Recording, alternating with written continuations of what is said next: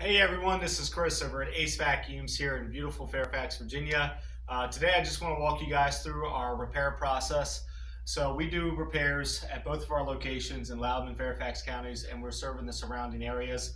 If you're in need of a vacuum repair, it's a free estimate. It's on a first come, first served basis.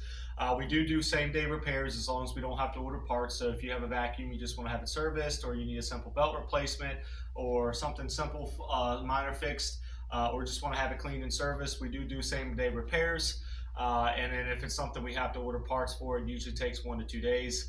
But you can bring it in Monday through Friday from 10 to 6, or Saturday 9 to 5, or Sunday 11 to 5. Like I said, there's no appointment necessary. We do free estimates on all vacuum types and shampooers and cordless vacuums, as well as robotic vacuums. Um, Most common problems are like Dyson's with the cordless. We see the battery issues, sometimes the roller, sometimes if it's pulsating, it just needs to be serviced because it's got a clog.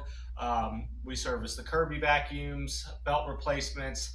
We do offer overhaul servicing on all Kirby vacuums. Same thing with like Sharks and Bissells and Hoovers, loss of suction, not picking up very well, depending.